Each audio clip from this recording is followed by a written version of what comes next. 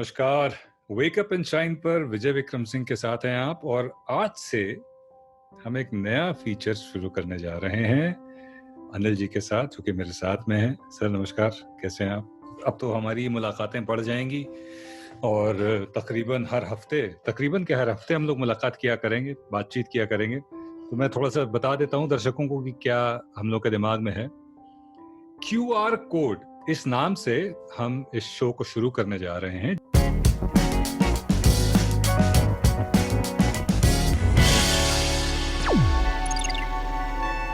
जब अनिल जी का मैंने इंटरव्यू किया और पत्रकारिता से जुड़ा हुआ उनका अनुभव मैंने सुना, तो मैंने थोड़ा सा एक स्वार्थ के तहत अपने दिमाग में मेरा ख्याल आया कि क्यों ना अनिल जी की इस नॉलेज का मैं फायदा उठाऊं। और फायदा उठाने के पीछे मतलब कोई बहुत ही खराब रीजन नहीं था। फायदा उठाने के पीछे रीजन यही था कि दर्शकों तक नॉलेज पहुंचे, इंफॉर्मेशन पहुंचे, सही इंफॉर्मेशन। आजकल जरा इंफॉर्मेशन जो है वो, हम इंफॉर्मेशन ओवरडोज के माहौल में है, इंफॉर्मेशन ओवरडोज के जी, कि हर तरफ से इंफॉर्मेशन आ रही, पता ही नहीं सही क्या है गलत क्या है। तो हमने कहा चलिए फिर अनिल जी के साथ मिलके क्यूआर कोड क्यों? क्यूआर कोड इसलिए कि पहली चीज तो क्यूआर में क्वेश्चन आंसर दोनों आ जाते हैं। सवाल मैं पूछूंगा, जवाब अनिल जी देंगे। दूसरा, आजकल क्यूआर कोड का जमाना है। हर चीज क्यूआर कोड पर है कि भैया मोबाइल उठाओ, क्यूआर कोड पे लगाओ और सब चीजें, सारी इंफॉर्मेशन आपके अवेलेबल है। अगर प्रोडक्ट के बारे में इंफॉर्मेशन चाहिए, क्यूआर कोड स्कैन कर लीजिए, सब कुछ पता चल जाएगा आपको। पेमेंट करना है, क्यूआर कोड स्कैन कर लीजिए। तो हमारा जो शो क्यूआर कोड है वो इंफॉर्मेशन की करेंसी है बेसिकली, कि इसको आपने देख लिया तो आपको उस दिन जिस टॉपिक पे हम डिस्कस कर रहे हैं उससे जुड़ी हुई सारी खबरें मिल जाएंगी। अनिल जी, अगर कोई चीज मैंने छोड़ दी हो तो आप उसको जो है पूरा कर दीजिए।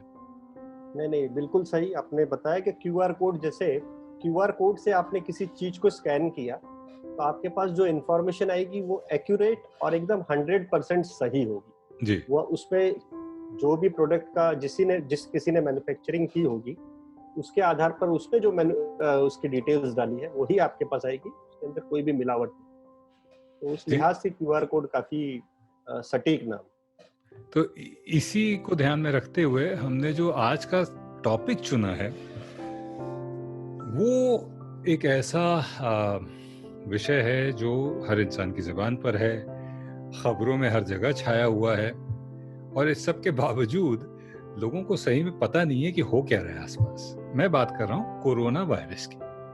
तो कोरोना वायरस से जुड़ी हुई चीज़ों पर हम बातें करेंगे, और आपसे बेहतर कोई नहीं है इस बारे में बात करने के लिए, क्योंकि आपकी जो रिसर्च है वो बहुत ही मुकम्मल रिसर्च है। तो सबसे पहले तो जो बेसिक सवाल है कि ये बहुत खतरनाक है, बहुत बड़ी बीमारी है, क्या हमको वाकई इससे इतना ज्यादा डरना चाहिए या हम ओवर रिएक्ट कर रहे हैं? देखिए, जब कोई सरकार अगर कोई बड़ा फैसला लेती है, पूरी इकोनॉमी को शटडाउन करने का फैसला लेती है, लॉकडाउन का फैसला लेती है, तो वो अपने आप में उससे ये साबित होता है कि ये चीज बहुत ही घातक चीज है। अब आपको उससे कैसे निकलना है, क्या करना है, ये एक दूसरी चीज है। लेकिन अगर सरकार अपनी इकोनॉमी बंद कर रही है, बहुत बड़ा फैसला ले रही है, तो ये अपने आप में उससे ये परिभाषित होता है कि मामला उतना आसान नहीं है या इतना सरल नहीं है जितना हम समझ रहे हैं। गंभीरता इसमें बहुत ज्यादा है, लेकिन क्योंकि अब 4-5 महीने हो गए हैं तो थोड़ा थोड़ा कंफर्ट लेवल तो नहीं कहेंगे, पर हाँ सावधानी से लोगों को विचरण करने का एक मौका मिल रहा है, जिसका कुछ लोग सही इस्तेमाल कर रहे हैं और कुछ लोग थोड़ा लापरवाही भी दिखती है, सड़कों पर थोड़ी सी दिखाई देती है। क्योंकि एक शायद ह्यूमन टेंडेंसी कि जब तक अपने पे ना आए तब तक आदमी सोचता है मुझे तो नहीं हो सकता। इसी से जुड़ा दूसरा सवाल जो आता है जहन में वो ये है, देखिए मेरी उम्र 42 साल है, तो 42 साल के अपने जीवन काल में ऐसा कुछ मैंने कभी नहीं देखा।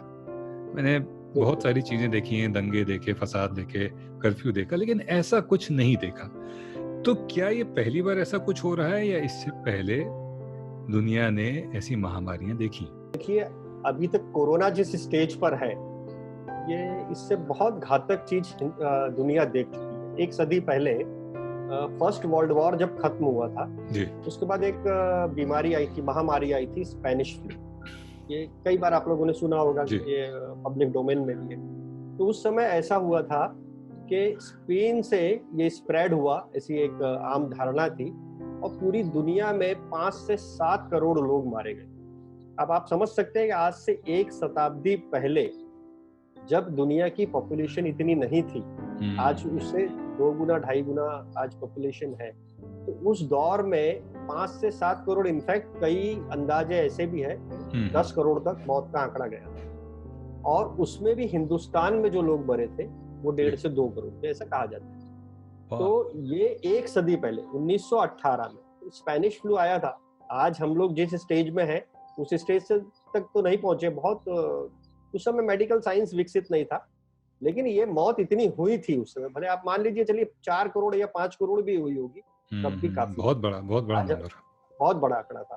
तो ये उस समय स्पेनिश फ्लू ने पूरी दुनिया को अपनी चपेट में ले लिया था, और करीब 2-2.5 साल तक ये चलता रहा। उसके बाद धीरे धीरे धीरे जाके मामला कंट्रोल। तो ये पहला मसला नहीं है, स्पेनिश फ्लू पहले बहुत घातक हो चुका है एक बार उसका वायरस का हमला। महामारियों के बारे में तो जी बिल्कुल सही है कि सुना है, प्लेग है, कई सारी और महामारियां, पर उसका जो स्केल था, जैसा आपने भी बताया कि इससे पहले भी इससे बड़े स्केल पर चीज हो चुकी है ऐसी।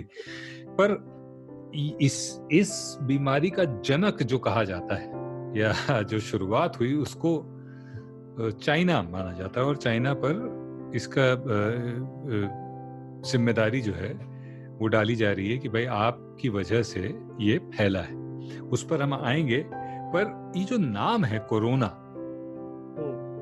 इसका जन्म कहाँ है? देखिए, ऐसा है कि 2003 में एक वायरस आया था चाइना में। उसको समझाने से पहले एक चीज और भी मैं आपको बता दूं। जैसे अब स्पेनिश फ्लू की बात हो रही थी, जी जी जी, तो स्पेनिश फ्लू की भी जो आखिर में सुई गई शक की जी, वो चीन पर ही गई थी। ठीक है, अब मतलब उस समय ऐसा था कि मैं एक चीज इसमें आपसे पूछना चाहूंगा। स्पेनिश फ्लू, नाम स्पेनिश फ्लू है, तो बड़ी जाहिर सी एक दिमाग में सोच आती है कि स्पेनिश फ्लू मतलब लग रहा है स्पेन से आया है, पर आप कह रहे हैं कि अंततोगत्वा ये पाया गया कि वो भी चाइना से ही निकला था। हाँ, एक थ्योरी ऐसी है कि वो चाइना से निकला, ऐसा कहा जाता है। असल में उस समय वो स्टेज ऐसी थी कि मेडिकल साइंस इतना विकसित नहीं हुआ था, न हमने तब तक किसी वायरस की खोज की थी, मतलब पहचाना था, खोज हमने किसी वायरस को तब तक न पहचाना था, न तब तक दुनिया ने एंटीबायोटिक्स बनाई थी कोई। तो वो उससे पहले की स्टेज है। तो उस समय वायरस का कोई जेनेटिक नाम देने की बजाय दुनिया ने क्या नाम दिया कि उसकी उत्पत्ति कहाँ से हुई। उस समय वो दौर ऐसा था कि जब प्रेस इतना आजाद नहीं हुआ करता था। पूरे वर्ल्ड वॉर के बाद में प्रेस की स्वतंत्रता पे बहुत पाबंदियां थी। एक स्पेन ऐसा देश था जहां पर प्रेस की आजादी थी कई महीनों। अच्छा। स्पेन में उसको लेकर सबसे ज्यादा जिज्ञासा थी, सबसे ज्यादा छप रहा था। देखिए, छपेगा जब किसी बारे में जानकारी बाहर आएगी तो लोगों में जिज्ञासा होगी। कोई चीज दबी रहेगी तो नहीं होगी। तो वो वहां पर उसका प्रचार, उससे रिलेटेड इंफॉर्मेशन का प्रचार हुआ, अखबारों में छपा।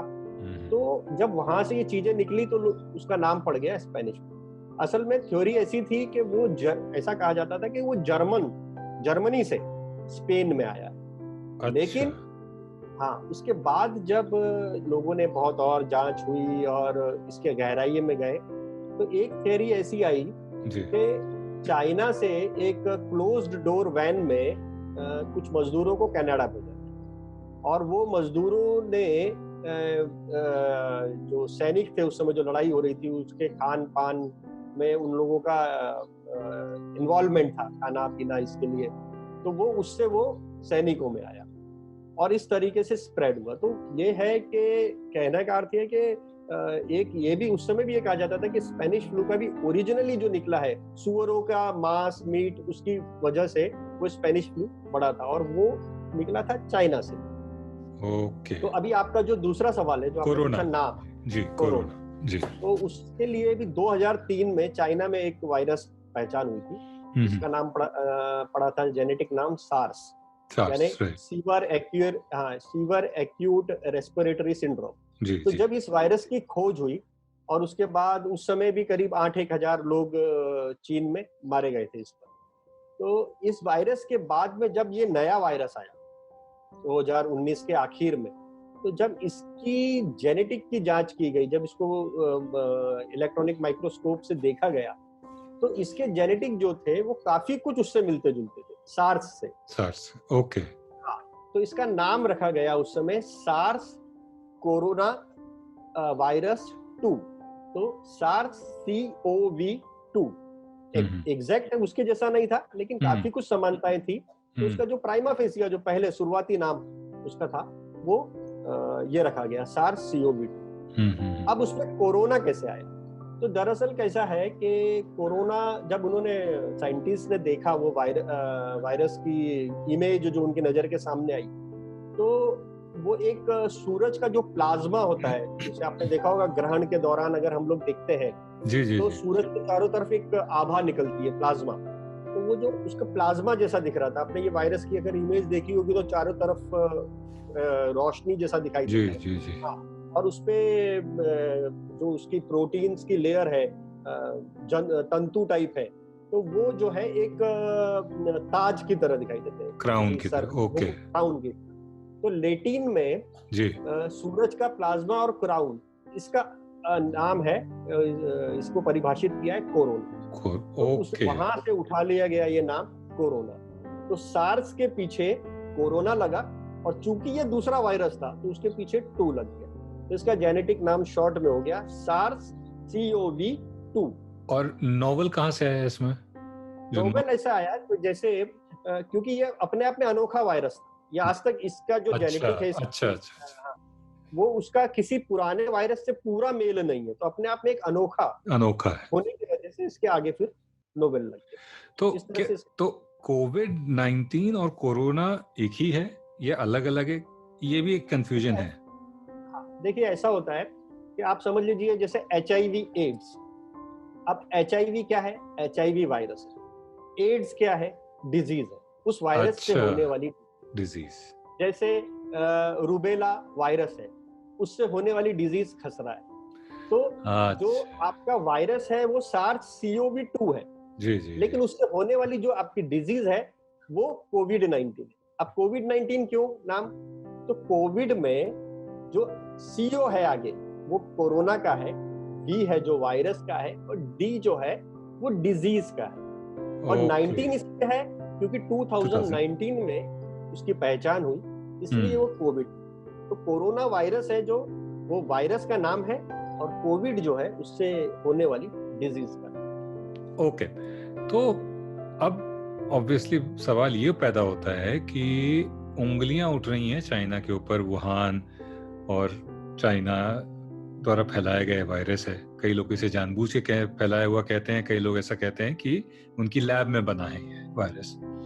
तो क्या ये सच है कि इसकी उत्पत्ति चाइना में ही हुई है, जानबूझ के या जो भी कारण रहा हो?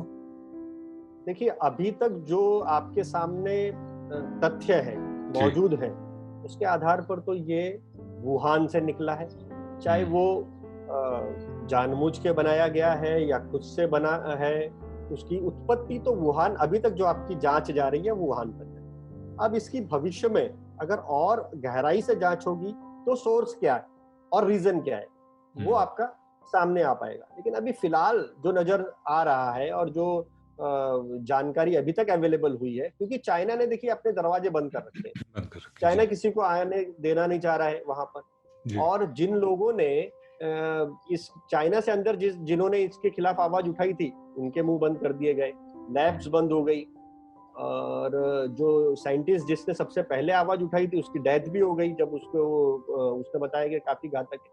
तो अब शक की सुई तो फिलहाल वहीं पर है, इसलिए आप प्राइमा फेसी अगर आप देखेंगे तो आपको यही लगेगा कि ये वुहान से ही निकला है। अब इसकी भविष्य में आगे अगर जांच होगी कहीं जाके पता चलेगा जी, क्योंकि ये कहा जा रहा है कि शायद चमगादड़ खाने से, मतलब शुरुआत में कई सारी थ्योरीज निकल के आई थी चमगादड़ खाने से, या उनका जो मार्केट है जी, जो वाइल्ड लाइफ वुहान का जो मार्केट है वहां से निकला है, कुछ लोगों ने कहा। कुछ लोगों ने कहा कि चाइना रिसर्च का उनके जो स्टेट वायरोलॉजी लैब है वहां पर कुछ रिसर्च चल रही थी और वहां से गलती से निकल गया है।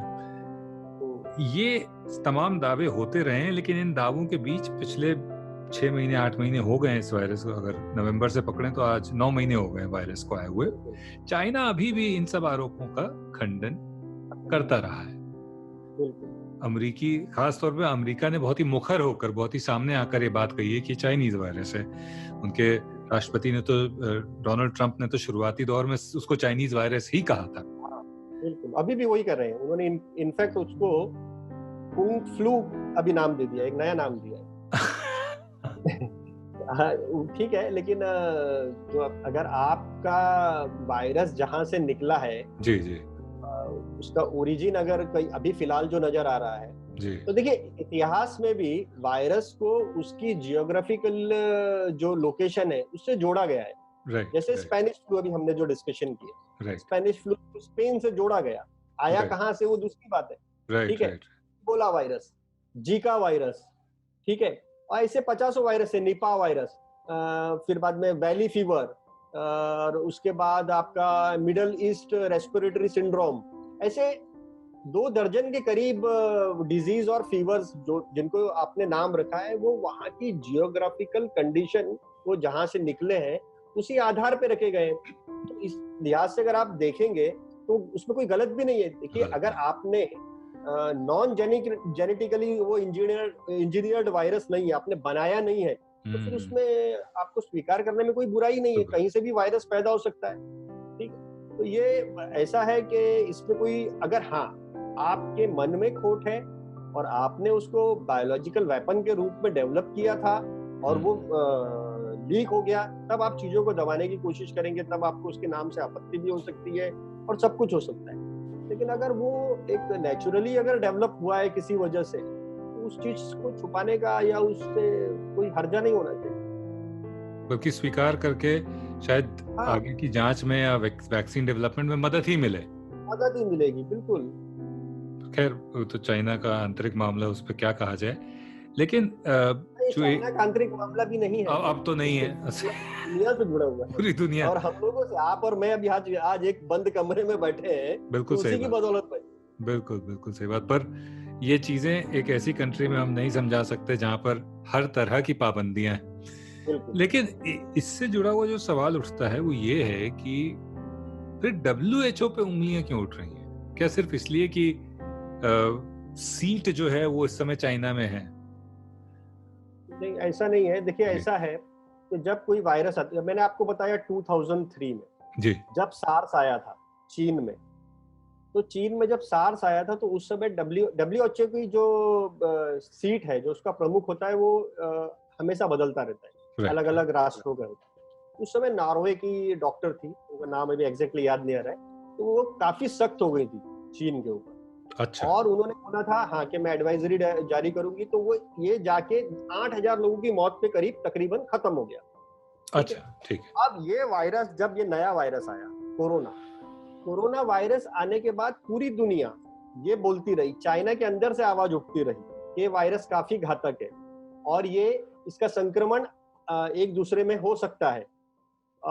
इवन ताइवान ने इससे, जो चाइना के से जुड़ा एकदम बगल में ही है, उसने भी आवाज उठाई। लेकिन उसके बावजूद जो WHO के प्रमुख है डॉक्टर टेड्रोस, उन्होंने इस चीज को खारिज किया, हमेशा खारिज किया। उन्होंने ट्वीट कर दिया कि नहीं, ऐसा कुछ नहीं है। देखिए, हमारे में एक कहा जाता है कि precaution is better than cure. आपको अगर किसी चीज को, आपको अगर उसके ऊपर शक भी हो रहा है तो आप उसको प्रिकॉशन लें। और WHO जैसी इतनी बड़ी संस्था वो बोल रही है कि नहीं, इससे कोई घबराने की जरूरत नहीं है, ये फैलेगा नहीं, ये स्प्रेड नहीं होगा। पूरी दुनिया उस पर आपत्ति उठा रही है और जिसके ऊपर जिम्मेदारी है वो बोल रहा है आप निश्चिंत रहिए। अमेरिका ने ट्रैवल एडवाइजरी जारी कर दी, इंडिया से हो गई, सब जगह हो गई, तो उन्होंने कह दिया कि नहीं, ये ट्रैवल एडवाइजरी की कोई आवश्यकता नहीं थी, विशेष आपने किया है। तो इस हद तक तब जाके शक होता है। दूसरी एक चीज और समझिए आप, कि जो अभी WHO के प्रमुख हैं वो इथोपिया से, और ये इथोपिया में हेल्थ मिनिस्टर रह चुके हैं, ठीक है। और इथोपिया में अभी सरकार जो है वो उन्हीं की पार्टी की, और इथोपिया में सबसे ज्यादा इन्वेस्टमेंट अगर किसी का है तो वो चाइना। तो वो ये कहीं ना कहीं चीजें वहां भी जाके लिंक होती है, तब शक हम्म, उठता है, शक की सुई उठती है कि भाई ये आपने जानबूझकर इस चीज को दबा के आज जो उनकी बातें थी, जितने उन्होंने ट्वीट किए थे या जितने भी उन्होंने अधिकृत तौर पर जानकारी दी थी, वो सब गलत साबित हुई है। आज स्प्रेड हो रहा है, इस वजह से डब्ल्यूएचओ को उंगलियां उठ रही है, अमेरिका ने अपने आप को अलग कर लिया है उससे। यही मैं इसी पे आना चाह रहा था कि अब तो इतने बड़े अंतर्राष्ट्रीय ऑर्गेनाइजेशन की क्रेडिबिलिटी ही संदेह के घेरे में आ गई है। आज लोग मजाक बना रहे हैं कि ट्रेडो साहब जो है सुबह उठते हैं, रात में कोई सपना उनको आता है, सुबह वो उसका ट्वीट कर देते हैं।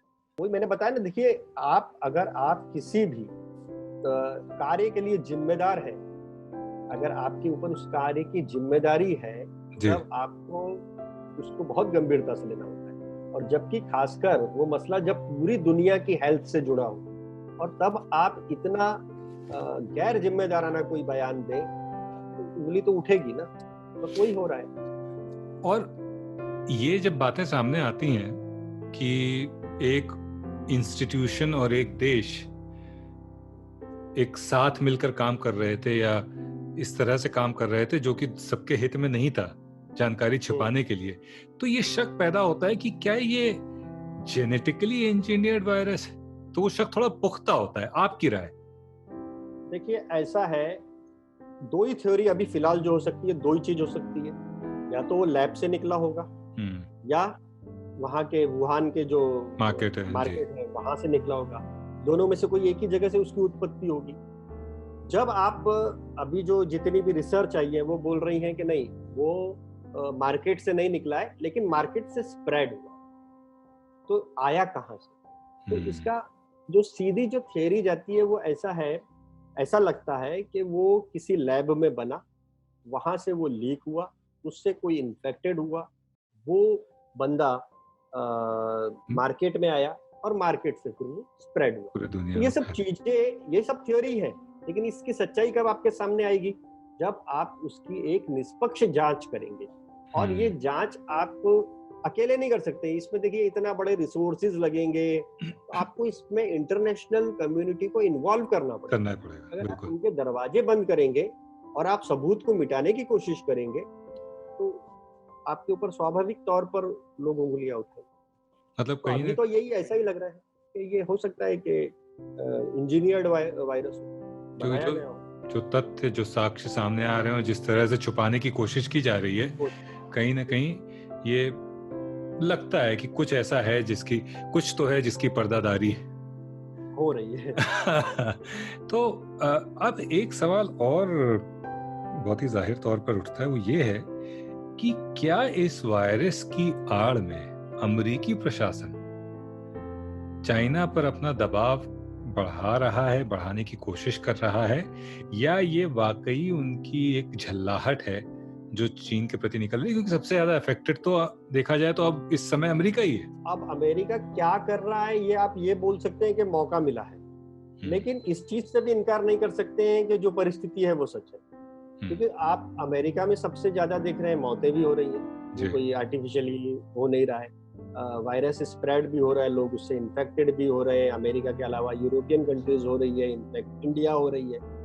तो कहीं ना कहीं धुआं वही निकलेगा जहां आग होगी। तो आग तो है, अब आग है तो उसके जिम्मेदार पर उंगली भी उठेगी। अब उसका कोई किस तरह से लाभ उठा रहा है वो एक दूसरी चीज हो गई, लेकिन असल बात यह है कि ये आग लगी है और ये चाइना से लगी है, ये फिलहाल दिख रहा है। और ये भी दिख रहा है कि कुछ चीजों को छुपाने की कोशिश भी की जा रही है। बिल्कुल।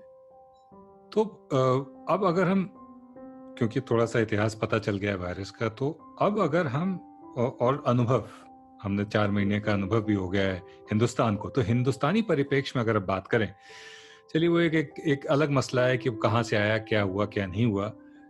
पहला मसला ये, इस समय जो मसला है वो ये है कि वो है, वो हमारी जिंदगियों में है।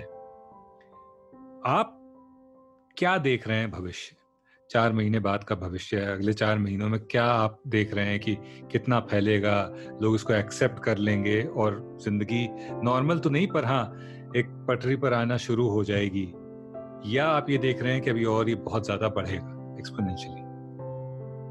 देखिए, जैसे हम लोगों ने स्पेनिश फ्लू की बात हम उसी को आधार बना के जी आगे बढ़ते हैं। कोई भी वायरस है, उसकी जो शुरुआती जो अटैक है वो 1.5-2 साल होता है, जो स्पेनिश फ्लू के मामले में देख चुके हैं। तो ये जो है इसकी पहली स्टेज है कोरोना। अब सेकंड स्टेज होगी।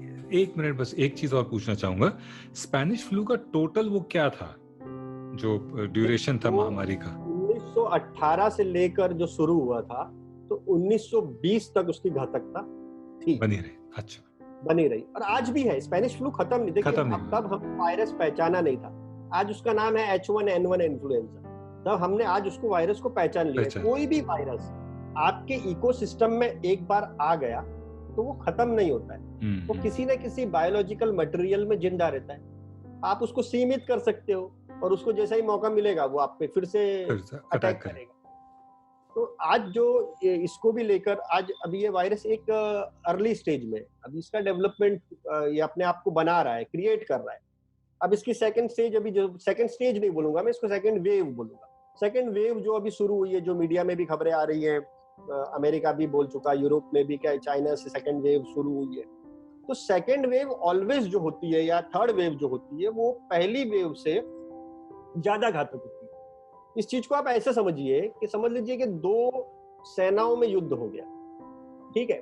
अब अचानक पहली सेना ने दूसरी सेना पर हमला किया, तो क्या होगा? दूसरी सेना को ज्यादा नुकसान होगा, क्योंकि वो उसके लिए तैयार नहीं थी, वो स्ट्रेटेजी पहली सेना की जानती नहीं।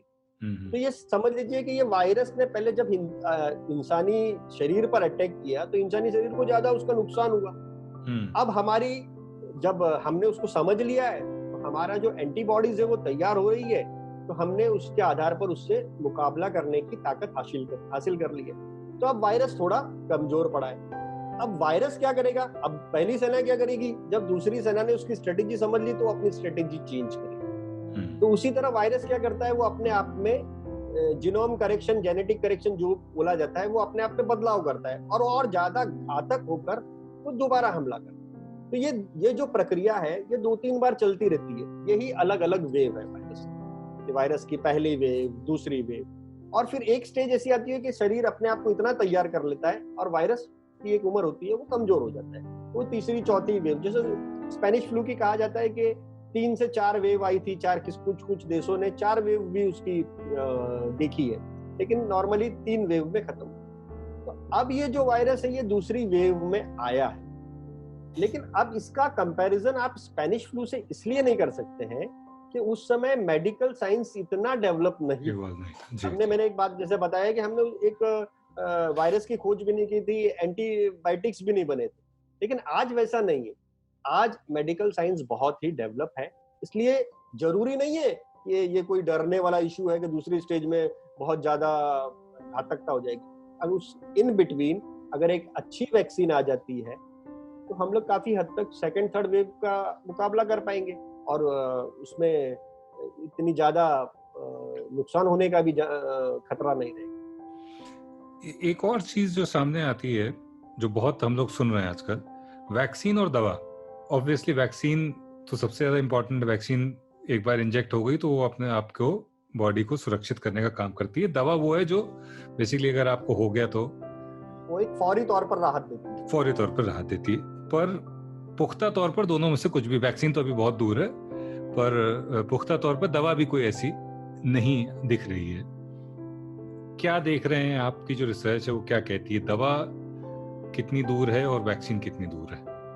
ये ऐसा है कि अभी आप वायरस को समझ, जैसे हमने बात किया कि अभी वायरस बहुत प्राइमरी स्टेज में, अभी आप उसको समझ रहे हैं। आप जब तक उसको समझेंगे नहीं, आप उसको मारने के लिए कोई भी वेपन तैयार नहीं करते। तो अभी ये समझने की स्टेज है। और असल में होता ऐसा है कि किसी भी वायरस की वैक्सीन बनने का जो प्रोसीजर है वो 1-2 साल का नहीं होता है। उसको समझते समझते आप उसके अनुरूप आप चीजों को तैयार करते हैं, इसमें कई बार 5 साल 10 साल लग जाते हैं। आपने बहुत सारे वायरस, आज इबोला वायरस, उसका अभी वैक्सीन जाके इतने लंबे पीरियड के बाद बना है।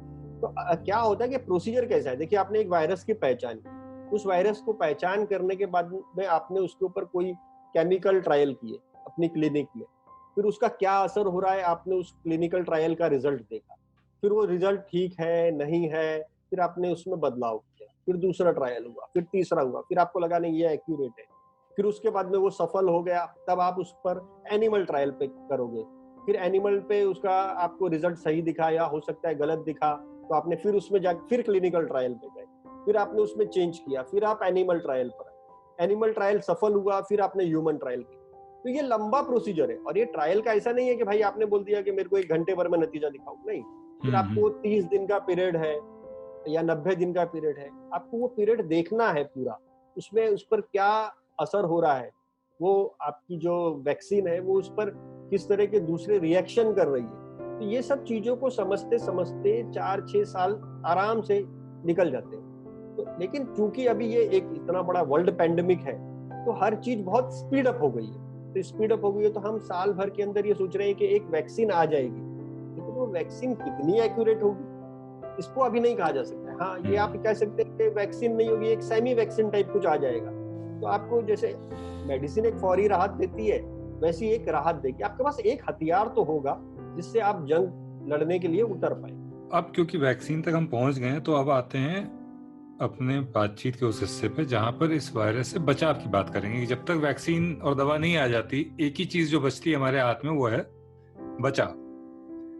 तो जितने भी उपाय हमारे सामने मौजूद हैं, सरकारों ने बताए हैं या मेडिकल काउंसिल ने बताए हैं, हम लोग उनका पालन कर रहे हैं, फिर भी चीजें बढ़ ही रही हैं। तो इन बचाव के उपायों को आप किस रूप में देखते हैं? या सिर्फ ये मानते हैं आप कि बचाव का एक ही तरीका है, वो है घर में बंद रहना, और अगर वो हम करेंगे तो फिर बाकी चीजें नहीं चलेंगी? देखिए, अभी आप एक चीज तो आप ने नोटिस की होगी कि इस जमाने में डिजिटल क्रांति ने या डिजिटलाइजेशन ने हम लोगों ने हमने इसको मात दी है, किसको, वायरस को। आज अब आप फर्ज करिए कि ये डिजिटल युग नहीं होता तो चीजें कैसी होती। आज मैं और आप बात नहीं कर रहे होते, और जब कम्युनिकेशन गैप होता है तब अफवाहें ज्यादा बढ़ती हैं। आज अफवाह नहीं फैल पा रही है, क्योंकि कोई अफवाह अगर फैला रहा है तो दूसरे ही क्षण उसका सही जो चीजें हैं वो भी सामने आ रही है। आप सबसे बड़ा, आपको जीने के लिए फाइनेंशियल मदद चाहिए तो बैंकिंग का काम हो रहा है डिजिटल। तो कहने का अर्थ है कि जब तक संभव है आप जो चीजें घर से कर सकते हैं, डिजिटल मोड का उपयोग करके कर सकते हैं, आप वो कार्य उसी तरह करें। ये पहली चीज। दूसरी ऐसी है कि इसका फिलहाल जब तक कोई कारगर उपचार नहीं आपके सामने आता है, तब तक आप सोशल डिस्टेंसिंग नहीं कहूंगा, फिजिकल डिस्टेंसिंग बनाए रखें। यही आपका जो प्रिकॉशन इज बेटर देन। आप एक प्रिकॉशन अभी से लेंगे तो मैं नहीं समझता कि इससे बहुत कोई डरने की जरूरत है। आज समय ऐसा है कि हम लोग कहते हैं कि सरकार जब 100 दिन की हो गई, 100 दिन सरकार आती है, 100 दिन की हो जाती है, तो सरकार से 100 दिनों का हिसाब किताब लोग मांगते हैं। आम बात है ना, खबरें होती हैं चलती। जी जी जी। लॉकडाउन होके 100 दिन हो गए, आपका भी तो फर्ज है कि सरकार को जवाब दे कि 100 दिन में हमने क्या किया, क्या सीखा। जो वायरस बढ़ा है, जी जी जी। उसका प्रसार हुआ है, वो हमारी वजह। हमने 100 दिन में सोशल डिस्टेंसिंग मेंटेन नहीं किया, हमने जो प्रिस्क्राइब नॉर्म्स थे उनको फॉलो नहीं किया, इसीलिए कहीं ना कहीं वायरस जाके बढ़ रहा है ना। तो ये चीजों को हमको समझना होगा। ये साल जो है ये सर्वाइवल का साल है, इसको आपको किसी भी तरह सर्वाइव करना है। अगला साल जो है वो रिवाइवल का होगा। तो आपको दिसंबर तक ये मान के चलिए कि हमको परिस्थितियों को इसी तरह से चलाना है, इस वायरस के साथ जीना है, फिजिकल डिस्टेंसिंग मेंटेन करनी है, जितना ज्यादा से ज्यादा काम हम डिजिटल मोड पर कर सकते हैं उस तरीके से करना है। और इसको स्प्रेड होने के लिए हमको कोरोना वॉरियर्स बनना है, कैरियर्स नहीं बनना है। आप उसको स्प्रेड नहीं करिए, आप उसको इस तरह से आप उसको स्प्रेड होने से कैसे रोक सकते हैं। देखिए, आपको एक उदाहरण देता हूँ। साउथ कोरिया में जैसे ही ये वायरस जब आया, तो साउथ कोरिया में एक लेडी ने सभी नियम को ताक पे रख दिया। उसमें लक्षण पाए गए उसको पहले तो उसने बताया नहीं, उसके बाद किसी कारण से एक रोड एक्सीडेंट में उसको हॉस्पिटलाइज किया गया, तब पता चला उसको कोरोना है। इस बीच में भी वो लोगों से मिलती रही, मार्केटिंग करने के लिए बाहर जाती रही। तो वो सुपर स्प्रेडर बन गई। हमको सुपर स्प्रेडर नहीं बनना है, हमको कोरोना वॉरियर्स बनना है। फिलहाल दिसंबर तक अगर हमने ये कर लिया तो ये इस पूरी लड़ाई में हम बहुत आसानी से जीत हासिल कर सकते हैं। आपने अगर इससे अलग हटके सोचा कि ये कुछ नहीं होता है, बहुत सारे तर्क हैं, लोग ऐसे तर्क देते हैं कि इससे ज्यादा लोग डायबिटीज से मरते हैं, इससे ज्यादा लोग ब्लड प्रेशर से मरते हैं, लेकिन डायबिटीज हाथ लगाने से दूसरे को नहीं आता है ना, ब्लड प्रेशर की बीमारी किसी को छू लेने से नहीं होती है ना। तो ये चीजें लोगों को समझनी पड़ती, और जब तक आप इन चीजों को नहीं समझते हैं तब तक आप विपरीत जो होता है वो आचरण करते हैं, और जब आचरण आपका विपरीत होगा तब इस तरह की चीजें होती हैं, घटनाएं, महामारी फैलती है। मतलब आचरण विपरीत होगा तो परिणाम भी विपरीत ही होगा। विपरीत, बिल्कुल। और मतलब आपके जो बचाव की बातों का लब्बो-लबाब यही है कि बहुत ही आसान है। एक मास्क लगाना है, एक हैंड सैनिटाइजर अपने साथ रखना है, और अगर घर पे हैं तो हाथ धोते रहना है, सावधानी बरतनी है बेसिकली। वो चीजें जो हमें बचपन से सिखाई जाती हैं, समय आ गया है कि उनका अब हम अनुसरण करें। बिल्कुल। सिंपल चीजों का। बहुत ही ज्यादा मजेदार चर्चा थी अनिल जी, और मुझे उम्मीद है कि इससे एक तो वायरस से जुड़ी भ्रांतियां थोड़ी सी दूर होंगी और लोगों में जागरूकता आएगी। सबसे इम्पोर्टेंट, जो सबसे महत्वपूर्ण चीज इस बातचीत का ये है, वो यही है कि जागरूकता फैलाई जाए किसी भी विषय में। बिल्कुल। जो गलत या अफवाह वाली बातें हैं उनको सिरे से खारिज करके तथ्य सामने रखे जाएं। कोरोना वायरस से जुड़ी हुई इतनी सारी बातें हमारे सामने रखने का, उसके बचाव के बारे में बताने के लिए बहुत बहुत धन्यवाद। अगली चर्चा क्यूआर कोड पे क्या होगी ये हम बताएंगे, और कुछ न कुछ नया लेकर आएंगे अनिल जी के साथ। बहुत बहुत धन्यवाद सर, और मुलाकात करते हैं जल्दी। वेक अप शाइन पर आप क्यूआर कोड देख रहे थे विजय विक्रम सिंह के साथ। नमस्कार।